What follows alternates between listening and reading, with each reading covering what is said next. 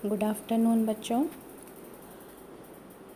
आज हम लोग चौथा अध्याय जनन स्वास्थ्य पर बात करेंगे। इसके अंतर्गत हम लोग जानेंगे कि जनन स्वास्थ्य की क्या समस्याएं हैं और क्या उनके लिए क्या कार्यनीतियां बनाई गई हैं, किस किस प्रकार की समस्याएं जो हैं वो आती हैं जनन से संबंधित, वो सब चीज़ें हम लोग इस चैप्टर में पढ़ेंगे। मैंने आपको नोट्स दे दिए थे, तो उस नोट्स के अकॉर्डिंग ही आप अपने नोट्स बनाएंगे और जो अब मैं वीडियो आपको भेज रही हूँ उस वीडियो से उस चैप्टर को समझने की कोशिश भी करिए। तो बच्चों, यहाँ पर पिछले अध्याय में हमने पढ़ा कि किस तरह से मानव में नर जनन तंत्र और मादा जनन तंत्र की क्या संरचना है, उसकी क्या कार्य प्रणाली है, इन सब के विषय में हमने पढ़ा। तो अब यहाँ पर हम लोग पहले देख लेते हैं कि कौन कौन सी कार्यनीतियाँ जो हैं वो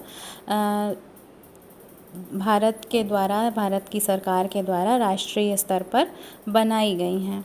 तो आप लोगों ने सुना होगा, एक कार्यक्रम है जिसको परिवार नियोजन पहले कहा जाता था और अब जो है उसका नाम परिवार कल्याण हो गया है। तो इसकी शुरुआत सबसे पहले भारत में ही 1951 में की गई थी।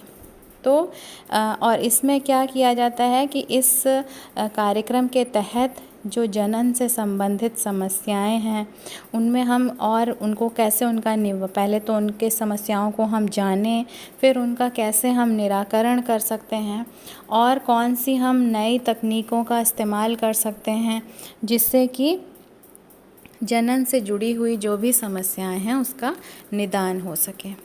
तो और इसके लिए आपने देखा होगा टीवी पे या रेडियो पर आपने सुना होगा कि कई तरह के सामग्रियां ऐसी होती हैं जो सरकारी संगठन या गैर सरकारी संगठन के द्वारा जागरूकता पैदा करने के लिए भेजी जाती हैं, दिखाई जाती हैं, प्रसारित की जाती हैं।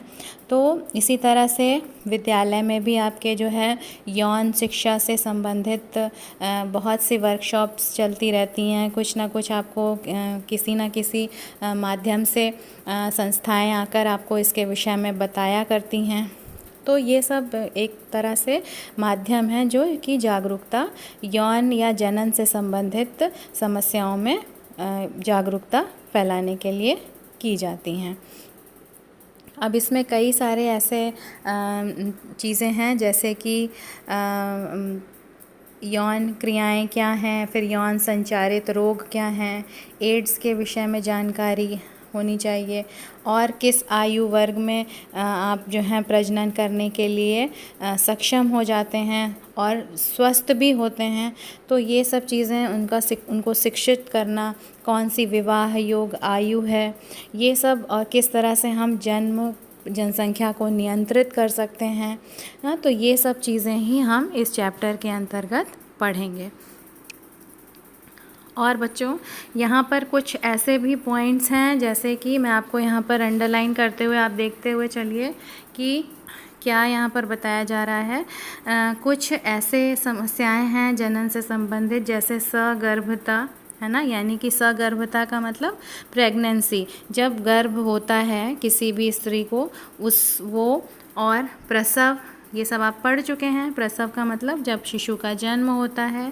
फिर यौन संचारित रोग, यानी कि यौन क्रियाओं के द्वारा जो रोग एक व्यक्ति से दूसरे व्यक्ति में फैलते हैं वो यौन संचारित रोग हैं। फिर गर्भपात क्या है, मीन्स कि अगर गर्भ है और उसको जो है वो किसी भी कारण से वो नष्ट हो जाता है तो उसको हम गर्भपात कहते हैं। फिर गर्भ निरोधक उपाय क्या हैं, मीन्स कि हम किन किन विधियों से गर्भ ठहरने से रोक सकते हैं। ऋतुस्राव, या आप ये इसको आर्तव चक्र मैंने आपको पढ़ाया था जिसे मासिक धर्म कहते हैं, इनसे संबंधित जो समस्याएं हैं। फिर है बंध्यता। बंध्यता का मतलब जब कोई स्त्री या पुरुष जो है वो प्रजनन करने में अक्षम होता है, मीन्स नहीं कर सकता, तो उसको हम बंध्यता या बांझपन कहते हैं। तो इसके बारे में ये सब पॉइंट्स आपको बताए जाएंगे। फिर जैसे आपने सुना होगा कि बेटी बचाओ बेटी पढ़ाओ, है ना, ये स्लोगन दिया जाता है। तो बेटी बचाओ यानी कि जो मादा भ्रूण है उसकी हत्या को गैर कानूनी बताया जाता है कि इस तरह से आप जो है उस पर कैसे उस पर रोक लगा सकते हैं। और उसको रोकने के लिए जो है उल्व वेदन, यहाँ पर एक शब्द दिया हुआ है उल्व वेदन, है ना, एमनियोसेंटेसिस जिसको कहते हैं, इसकी जांच के द्वारा, जैसे कि जब शिशु माँ के गर्भ में होता है तो उसके लिंग की पहचान करना जो है एमनियोसेंटेसिस के द्वारा, ये जो है बहुत ही आपराधिक है, जिसको कि नहीं करना चाहिए। शिशु का लिंग जानना जन्म से पहले ये अपराध की श्रेणी में आता है। तो ये सारी चीज़ें हैं। फिर आपको बताया जाएगा कि किस तरह से गर्भ निरोधक गोलियां जो हैं वो यूज़ की जाती हैं, जिसके द्वारा कि गर्भ नहीं ठहरता है ना। तो और सहेली नामक गर्भ निरोधक गोली की खोज भारत में ही सबसे पहले हुई, है ना, लखनऊ के केंद्रीय औषध अनुसंधान यानी CDRI, central drug research institute के द्वारा। फिर उसके बाद हम लोग बच्चों देखते हैं कि जनसंख्या विस्फोट और जन्म नियंत्रण। अब जनसंख्या विस्फोट तो आप समझ ही रहे हैं कि किस तरह से कि देश की आबादी, हमारे देश की आबादी इस समय लगभग 130 अरब है ना, 1 अरब 30 करोड़ हमारे देश में 1 अरब 30 करोड़ की जनता है। तो ये जनसंख्या बहुत तेज़ी से बढ़ रही है ना। तो इसमें जो है क्या इसका कारण क्या है कि मृत्यु दर में तीव्र गिरावट हुई है, मृत्यु दर कम हुई है ना। और इसी तरह से मृत्यु दर किसकी कम हुई है, माता की भी और शिशु की भी। तो इस तरह से और जनन आयु जो है वो बढ़ गई है, जिसके कारण अधिक से अधिक शिशुओं का जन्म होता है और जनसंख्या वृद्धि होती जाती है। फिर इसके बाद है, तो अब हम पहले देख लेते हैं कि और इसी के लिए बच्चों विवाह की एक जो वैधानिक आयु, मतलब जो एक कानूनन आयु जो एक घोषित की गई है, जो निर्धारित की गई है स्त्री के लिए, वो है 18 वर्ष और पुरुष के लिए 21 वर्ष निश्चित की गई है। तो और इसी को प्रोत्साहित करने के लिए छोटे परिवार के लिए भी बार बार स्लोगन आदि आप लोगों ने सुने होंगे कि हम दो हमारे दो, है ना, यानी कि 2 से अधिक संतानें जो हैं नहीं होनी चाहिए। तो अब हम लोग देखते हैं कि कौन सी वो विधियां हैं जिसके द्वारा हम गर्भ निरोधक उपाय अपना सकते हैं और जनसंख्या को बढ़ने से रोक सकते हैं। तो इसके लिए बच्चों आपको यहाँ पर कुछ प्राकृतिक विधियाँ भी दी गई। मैंने आपको नोट्स में भी ये सब कुछ दिया हुआ था और यहाँ पर भी मैं आपको चैप्टर में बता दे रही हूँ कि इसमें जो प्राकृतिक विधियाँ हैं, तो इसमें आप प्राकृतिक विधि क्या है कि जो निषेचन की क्रिया को रोकना ही हमारा जो है जो मुख्य उद्देश्य होता है जनसंख्या नियंत्रण में। तो इसलिए जो है जब मासिक चक्र का 10वें से 17वें दिन ये जो अवधि होती है, इस ही पीरियड में क्या होता है कि अंड जो है वो निकलता है, जिसको हम कहते हैं अंडोत्सर्ग, है ना। तो अगर इस अवधि के दौरान कोई भी शुक्राणु उसको निषेचित नहीं करता है ना, तो जो है गर्भ नहीं ठहरता है। तो इसलिए इस समय ही जो है सहवास के दौरान, सहवास तभी करना चाहिए जब ये मासिक के ये दिन हों, है ना, इन्हें हम सुरक्षित दिन कहते हैं। इसके बाद है कि आपको मैंने एक नोट्स में भी ये वर्ड आपने देखा होगा, स्तनपान अनार्तव या लैक्टेशनल एमेनोरिया, है ना। इस विधि के द्वारा भी जो है जब तक शिशु को माता जो है वो स्तनपान या दुग्धपान कराती है, तब तक भी जो है अंडोत्सर्ग नहीं होता, यानी मासिक चक्र शुरू नहीं होता। तो इस दौरान भी गर्भ ठहरने का कोई भी चांस नहीं होता है, ठीक है। इसके बाद जो है आगे बढ़ते हैं हम लोग। बहुत से ऐसे जैसे आपने सुना होगा कॉपर टी, है ना, ये सब उपाय होते हैं जिनके द्वारा, या फिर गर्भ निरोधक गोलियां खाने से भी गर्भ नहीं ठहरता है। तो बच्चों ये सब जो हैं गर्भ निरोधक उपाय हैं। और इसके बाद आपको मैं एक पॉइंट यहाँ पर बता रही हूँ जो कि बहुत ही इम्पॉर्टेंट है बच्चों।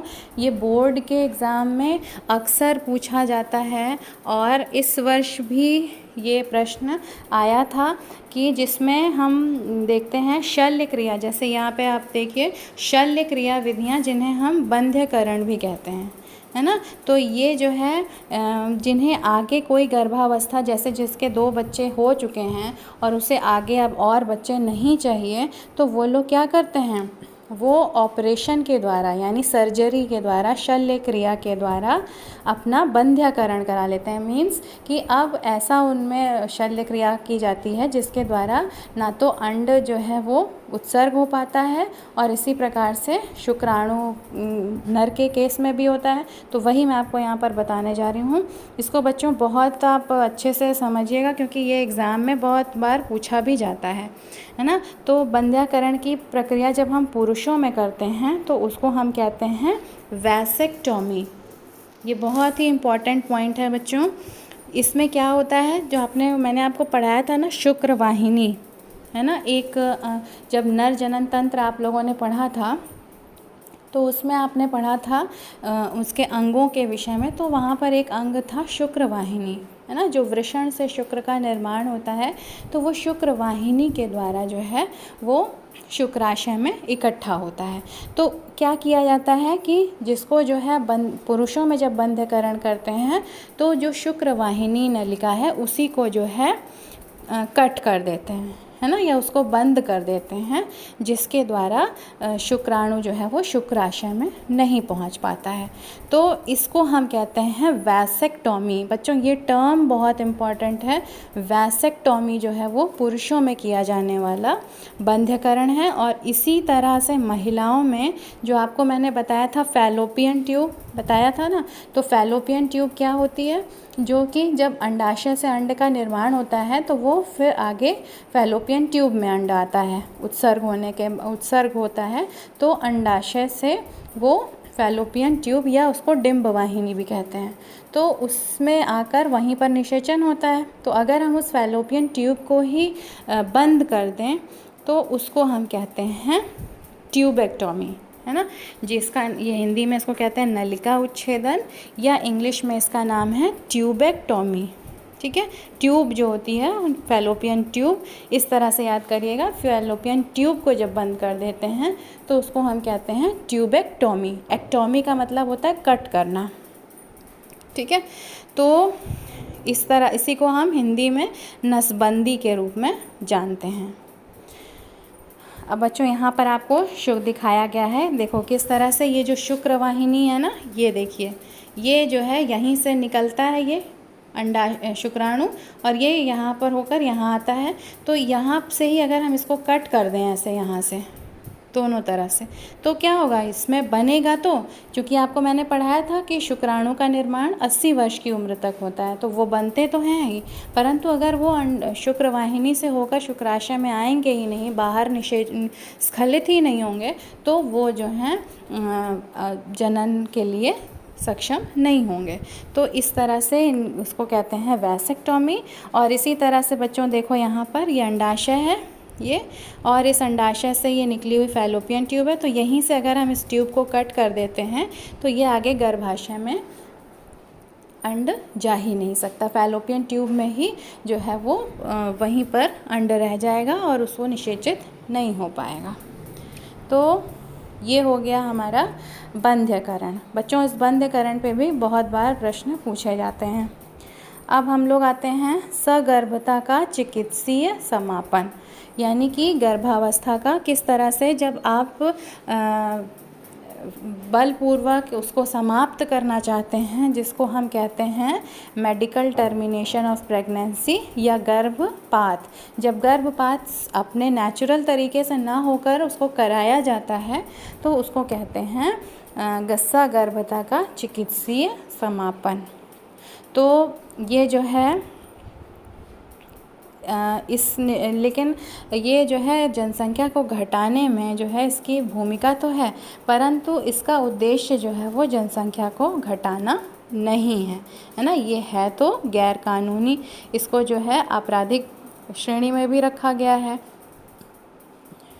तो ये चिकित्सीय सगर्भता का समापन करना क्यों आवश्यक है?